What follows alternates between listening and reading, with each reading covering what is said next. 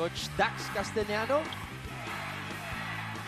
Congratulations to him for a successful NCAA table tennis tournament ng St. Benil, yung nag-host ng tournament na yun. And of course, we have Sir Peter Caico from Arellano University. Speed. Ito, napakarami nang nanonood sa atin ngayon sa TFC. Coach Manuhok. Yun daw talaga from UP. Their strength coach from a few seasons ago na nasa New Zealand na ngayon. Nanonood sa atin via TFC. At yung team photographer namin, si JM De Santos. Nanonood sa atin ngayon. Hindi ko alam kung kanino siya kampi eh. 71-45 to start the fourth as Tay Teodoro, he's got to erupt. He has to have the biggest fourth quarter of his career para makabalik ang JRU dito sa bakbakan na to. And actually, it's not only the Tay Teodoro who needs to have the biggest fourth quarter. The JRU Heavy Bombers need to have the biggest fourth quarter for their 4 graduating seniors.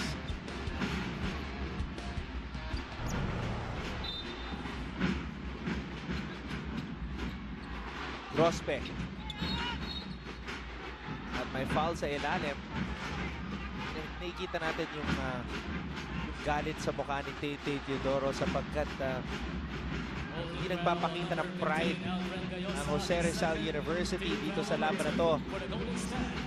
This is a team that has dominated San Sebastian in season 93. Pero syempre ibang kwento dito sa playoffs where the stakes are higher at ngayon naunguna ang San Sebastian. Teodoro, mintes ang kanyang 3. Bola napunta kay Costello, binigay kay Navarro. Navarro nagtatawag ng kakampi. Ginamit ng screen ni Calma. Jason David with a fake, traveling para kay David.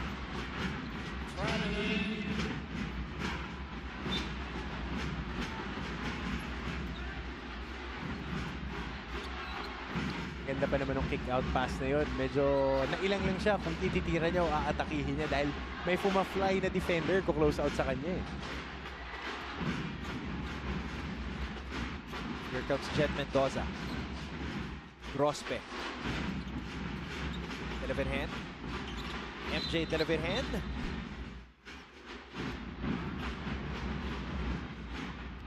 Ang foul na tinawag dito kay Ryan Costello.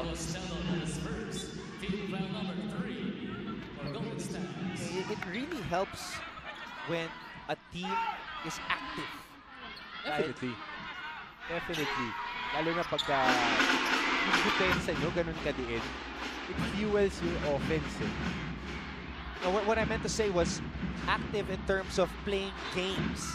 Kasi nga matagal yung naging pahinga nitong Jose Rizal University samantalang San Sebastian coming off the character building win kontra sa Letran.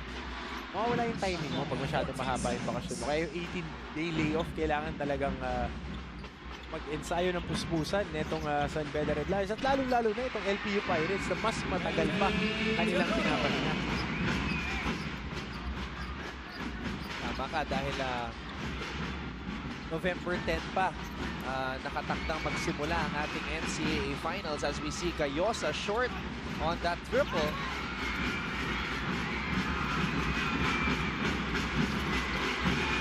And Mendoza umikot, tumira, and Mendoza will head to the line for 2.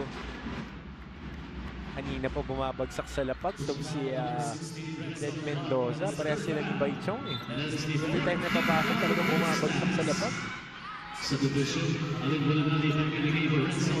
Paalala lang po sa lahat ng mga NCAA fans, November 7 natin pagsusunod na laban dito pa rin sa Mall of Asia Arena. San Beda will see action on that day against the winner of this game.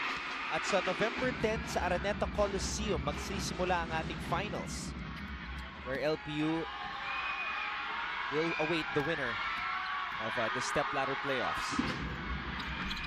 And Jed Mendoza, malaki yung inasahan sa kanya dito sa laban na to, but only 6 points for Jed. This is a guy who averaged 25 points per game nung siya'y nasa Team B para sa JRU. Averaging a shade under 14 points. Samantala, Tate Teodoro nagpapakita ng konting buhay dito para sa kanyang kubanan. 18 puntos na lang itong lamang ng San Sebastian Golden Stags.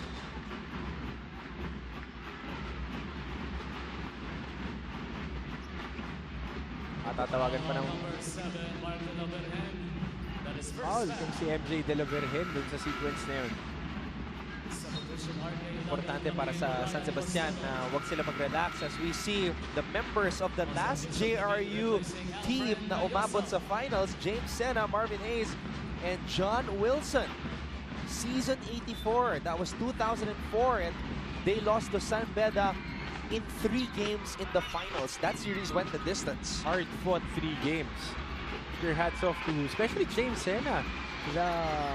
An enviable task of defending Sam Ekwe. Samantala, RK Ilagan showing us that he's more than a 3-point gunner. Jed Mendoza umiinit na dito sa 4th quarter. Taking contact and attacking the gut of the defense. Jed Mendoza hitting the basket and earning a free throw. Pakinggan muna natin ang ating kasamang si Sarah Carlos. Anton, Coach Hammer, emotions are running high for both teams over at the San Sebastian Stags. Ay kitang-kita na lahat ng mga miyembro ng Stags ay sobrang excited and all of them are actually giving in their inputs on how to win the game. May mga sumisigaw na wala titikal depensa pa rin. And of course, sobrang ramdam ko yung pagka-father figure ni Coach Egay Macarayag while still giving out the assigned task for each player. Over on the JRU Heavy Bomber side naman si Coach Verhel Meneses, sad to say he's feeling a bit disappointed with some of his teammates because he feels like they're not really giving their best. At saka tingin niya hindi sila sumusunod sa game plan na pinag-usapan nila bago magsimula ang laro. Back to you, Anton and Coach Hammer. That's a huge letdown kung ganun nga ang sitwasyon sa kampo ng JRU. Sapagkat, as I mentioned earlier, JRU has not had much success in the postseason under Coach Verhel Meneses, and that seems to be the story all over again. And the big question really para sa JRU as we see RK launch this triple is, when will the Heavy Bombers get over the hump? Yun ang pinakamalaking tanong. Laging banderang kapos. Kada taon, ganun ang kwento para sa Jose Rizal University. Pero marami pa tayong oras dito. Time out muna tayo. Magbabalik po ang NCAA Season 93 dito lang sa SNA.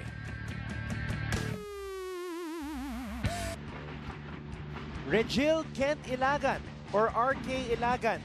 Kilalanin natin siya dito sa ating Vivo Player Profile. Naka 17 points sa pabato ng Barrio Fugoso, Tondo, Manila. Ang kanyang inspirasyon, ang kanyang tatay na si Edwin. 7 years old lang itong si RK nang siya nagsimula maglaro ng basketball sa Holy Child School sa Tondo. And when he was in 2nd year of high school, nag-tryout siya sa San Sebastian and finally made it to the team the following year and played 2 seasons sa Stacklets. At ngayon, sophomore siya dito sa kolehiyo. At grabe yung kanyang pinakita dito sa playoff match na ito.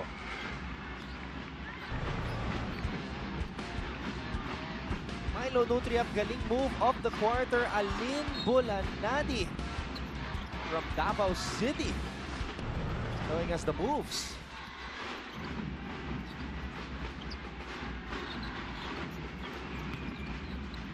Prospect. Pinangga itong si Kalisaan.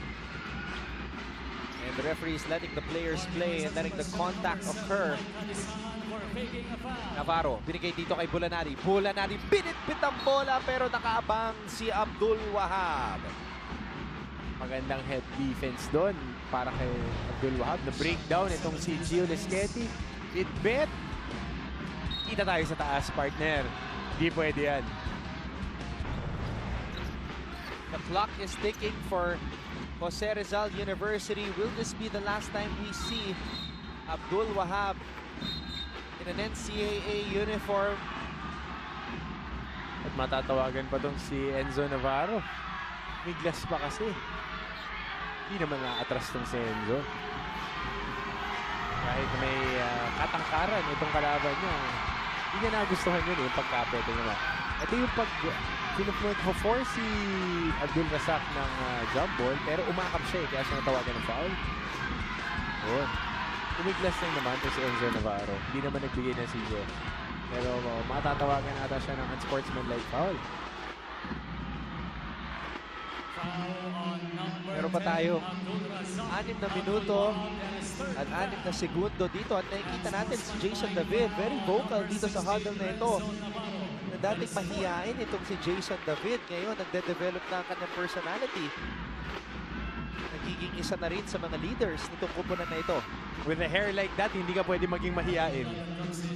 You would always garner attention rather. Ito nakatulong yung exposure niya sa The Score. Oo. Kasi mahihain pa siya nung start ng season, nung in-interview ko siya doon eh. Alam mo, nakakatuwa yan. Naging kakampi ko si Jovit de la Cruz ng San Sebastian. Si Jovit. At si Kevin Racal ng Letran. These guys never speak. Di sila nagsasalita sa ensayo. May score ng 20, di nagsasalita. Tapos best friends yung dalawa. Hindi ko alam paano sila nagkakaintindihan. Yun ang mahihain talaga. Yung dalawang yun. At doon natin nakikita na maski na galing sila sa magkaribal na eskwelahan, Letran para kay K-Rax, San Sebastian para kay Jovit. Nagiging magkaibigan pa rin sila. Sobrang malapit na magkaibigan. Nakakagulat nga, hindi namin alam paano sila nagkukwentuhan eh. Well, that team was filled with a lot of NCAA players from San Sebastian. Mike Miranda from Baste. Team captain nila Anthony Del Rio was also there. Franz Delgado, former point guard of the Golden Stags, nando doon. And Jim Viray was our designated gunner during that time. Grospe, tinobble team. Binigay dito kay Abdul Wahab. Tingnan natin kung maibababa pa nila ang lamang ng Golden Stags. 15 na lang yan, Anton. At naka-force pa sila ng isang turnover. 26 ang pinakamalaking lamang ng San Sebastian dito sa laban na to. At nagbabalik sa ating bakbakan si Ryan Costello.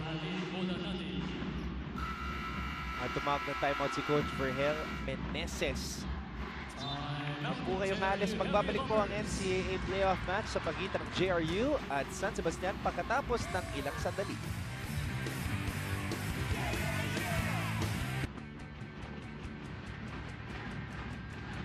Nagbabalik po tayo dito sa loob ng Mall of Asia Arena sa lungsod ng Pasay as we see all of the lovely ladies sa ating smile. You're on cam.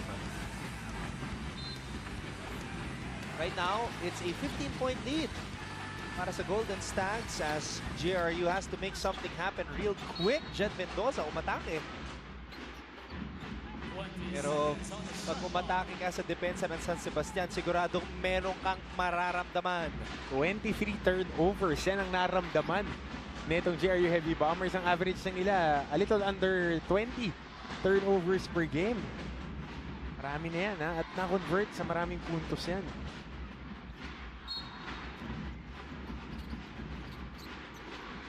Abdul Wahab. Jet Mendoza. Costello with a steal.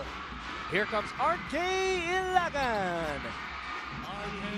And the ball continues to roll para sa San Sebastian. This is the first Final Four for all of their 15 players in the lineup. And they're making the most out of their first experience here. Huling nakapasok sa Final Four ang San Sebastian noong 2013, season 89. Jason David with a floater, masyadong malakas, panibagong pagkakataon. Abdul Wahab was there to snatch that ball away. De La Virgen, umatake. De La Virgen, floater, wala pa rin. At eto na si Calisan, Michael Calisan, binigay ang bola kay Ilagan. Ganda ng finish niyo, dropping it. Michael Calisan, reversal of roles. RK Ilagan, finishing. Lasqueti. Grospe, tinobble team. Pinalik ang bola dito kay Lasqueti. Gio Lasqueti, binigay kay Abdul Wahab. 17 puntos na lamang para sa San Sebastian Golden Stags. 4 na minuto. Kaya pa kaya ng JRU Heavy Bombers, Anton?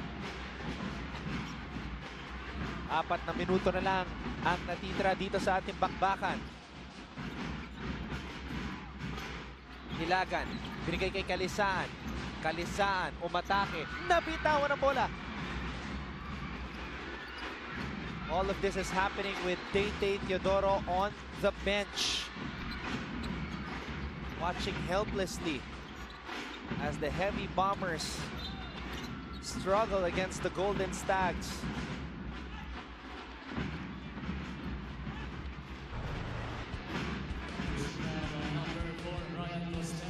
Tipin natin itong Vivo perfect shot. Ganda ng drop pass na yun.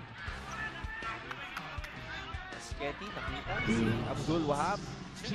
Passing it underneath tight windows. Alam mo, Marts, considering the changes sa lineup ng Jose Rizal University, you have to consider na only 7 holdovers remain from the previous year. As we see former San Sebastian Golden Stag and NCAA champion Paul Reguera. Avid supporter. Favorite ni Larry yan, ha?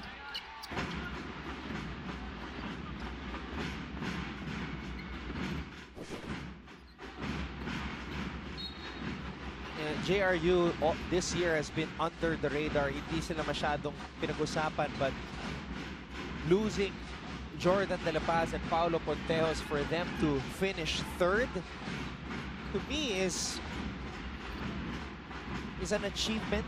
I think they surpassed expectations. Ang problema lang, ganun pa rin ang ending ng kanilang kwento dito sa NCAA, being a team that just can't get over that Final Four hump. Laging banderang kapos, hindi makabasag-basag papunta sa kampyonato. Jason David probably putting the final nail in the coffin para sa Jose Rizal University this season. And what a year for San Sebastian. Deadly yung kanilang mga 3-point shots. Mukhang muntik na. Maka-force na turnover si RK Ilagan doon. Looking forward to next season. 4 ang mawawala dyan. 2 foreign student athletes. We shall see anong magiging mga developments. Bigger roles para dito sa mga big guys nila dahil nag-graduate na nga yung number 1 power forward nila, si John Grospe, 2 sentro nila. We'll see kung sino marirecruit ni Coach Virgel Meneses. Speaking of a foreign student athlete, I asked Abdul Wahab if they have another foreign student athlete waiting in the wings, and he said yes. So as to who that is, abangan na lang natin yan. But Coach Virgel Meneses, 8 seasons coaching, his 151st game today, a coaching record of 183 wins and 67 defeats. 5 Final Four appearances. He's finished 3rd place twice, pero yun nga, a finals appearance is what Coach Virgel wants to add to his coaching resume. And that championship, that first championship mula pa nung panahon ni Philip Cesar, 1972-1973 season. That was NCAA season 48, JRC pa yan, Jose Rizal College. They're still waiting to add another NCAA trophy to their school. Anton, medyo hard yung pagsak doon. Pinagsakan sa mukha si RK Ilagan. Aiming for the ball. Number 2 ang JRU sa field goal percentage allowed. Field goal defense yan, Anton, 36%. Today, the Golden Stags of San Sebastian, our hosts, have scored 49%. A blistering 49% on their field goals. Napakataas niyan. This is going to be historic para sa San Sebastian. Unang beses na nakapasok sa Final Four mula pa noong 2013. And think of this, the players that San Sebastian had in 2013, I will name them as Mendoza lays this one in. CJ Perez, who was a rookie, Bradwin Ginto, a rookie also, Jamil Ortoste, and their head coach, Topex Robinson. That's how quick the landscape of collegiate basketball changes. Jamil Ortuste graduated last year. Bradley Ginto is in the pros. CJ Perez is strutting his wares for the Scarlet and Gray. League leading LPU Pirates. With a man he considers his father, Topex Robinson. Topex Robinson. That's how fast the NCAA basketball scenery changes. Isipin mo, the last time San Sebastian was in the Final Four, those guys were wearing the gold and red. Right now, they are at the cusp of getting into a knockout game with the defending champions going to the finals. Siyempre, pag pinag-usapan natin ang San Sebastian, this is one of the most decorated teams sa kasaysayan ng NCAA. 12 NCAA championships, and I'll never forget the last one they won in 2009, time of Coach Ato Agustin with Calvin Abueva, Ian Sangalang, Pamboy Raimundo, Anthony Del Rio, Jonathan Simira, Ian Sangalang, Ronald Pascual, all of those guys. That was a solid team. Those were the bad boys of the NCAA. Ang hirap kalaban nun. And the toughness that Calvin gave that team, Ian Sangalang with his feathery touch. Pang-klase yung team niya.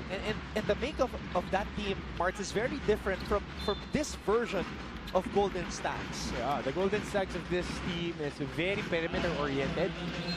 They are very hard on defense. Pero yung team ng Calvin Abueva, they would just let you tap out eh. They would let you tap out of grit and toughness. Very well coached as well as this team. And that was the rookie season of Coach Ato Agustin, who ironically is a graduate of Lyceum. Yes. One of the very best products. Pag sinabi mo ang Lyceum, ang 4 na players lang na naaalala dyan. Chico Lanete, Ato Agustin, Joey Mente at Gary David. Ayan po. And we will take a break. San Sebastian leads JRU 82-69. The president of Jose Rizal University, Dr. Vincent Pabella.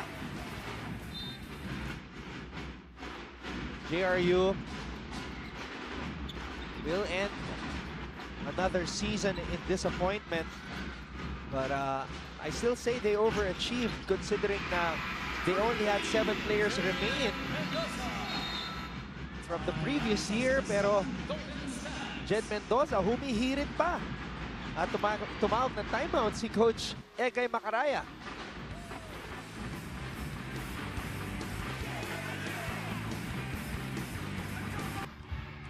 Babalik po tayo dito sa loob ng Mall of Asia Arena sa lungsod ng Pasay as we see Father Clint Ortega ng San Sebastian College Recoletos. Well, I said that JRU needs a huge fourth quarter, and they scored 27 points in this quarter. San Sebastian just 11. Will that be enough to come back here? And this is happening with Tate Teodoro on the bench. Kanina nakausap natin si Coach Boyet Fernandez. Beside him, of course, the hardworking team manager, Coach Jude Roque.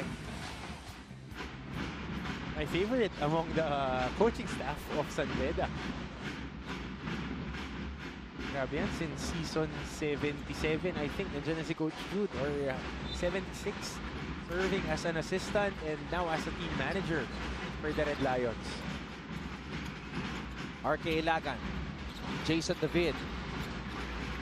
San Sebastian milking the clock, and Costello gets hit in the neck.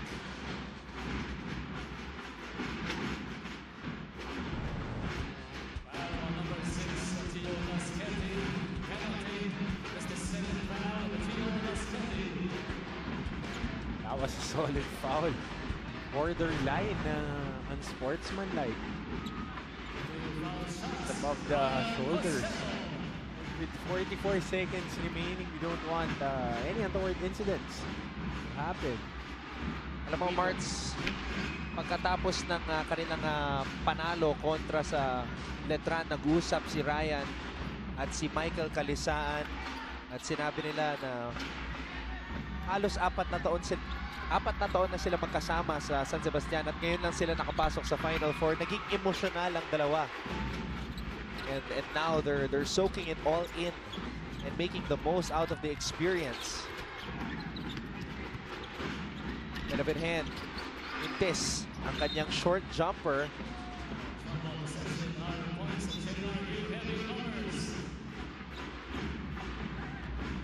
It's also gonna be a long break para sa San Sebastian. Tandaan natin, November 7 pa sila maglalaro muli dito pa rin sa Mall of Asia Arena as they take on the defending champions, Beda College. Mendoza. Sumabit itong si RK Ilagan.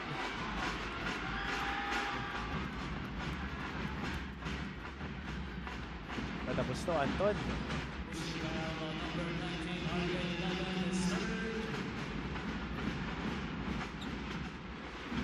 Meron pa tatlong free throws.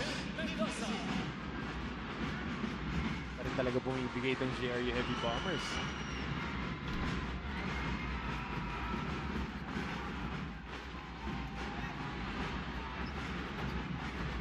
Gio Laschetti, one of 4 graduating players from JRU, along with their captain John Grospe, and the 2 foreign athletes, Abdul Razak, Abdul Wahab, and Abdel Patucci. MJ Delevirgen still has 2 more years of eligibility dito sa NCAA, and San Sebastian wants to be known as the Milwaukee Bucks of the NCAA. Fear the deer. If Coach Egay Macaraya would have it his way, they would rather be the bad boys. So that's how they do it. And that will be the icing on the cake para sa Baste. Alvin Baichong. And Costello comes up with the steal, and they will run out the clock. Tayuan ang mga tagahanga ng San Sebastian as they are about to advance to the next phase of the step-ladder semifinals to face defending champion San Beda College. Inayos pa ni Coach Ferhel Meneses ang polo ni Coach Egay Macaraya. And, what a performance by the whole Golden Stags team. Lumaban din itong JRU Heavy Bombers. Maganda ang inilaro ng kanilang looking forward. Their future starting guard is MJ Delavergen at si Jed Mendoza, ang kanilang front-court man. Maganda ang inilaro nila this season. Nothing to be ashamed of in the Final Four. Kinapos nga lang, but it's the day of the Golden Stags. And JRU will bid farewell to Gio Laschetti, but not for long because he will be back to continue his coaching career. Jed Mendoza in tears. He gave it his all, pero he's only on his 2nd playing year dito sa NCAA. Meron pa siyang natitira mga taon para maglaro para sa Jose Rizal University, but we also say goodbye to John Grospe and the 2 very friendly foreign student athletes, Abdul Wahab and Patucci. San Sebastian diffuses the Heavy Bombers of JRU 85-73 here in this do-or-die matchup. And our chair for PGM Tangkad Sagad score of the game is RK Ilagan. A sizzling performance.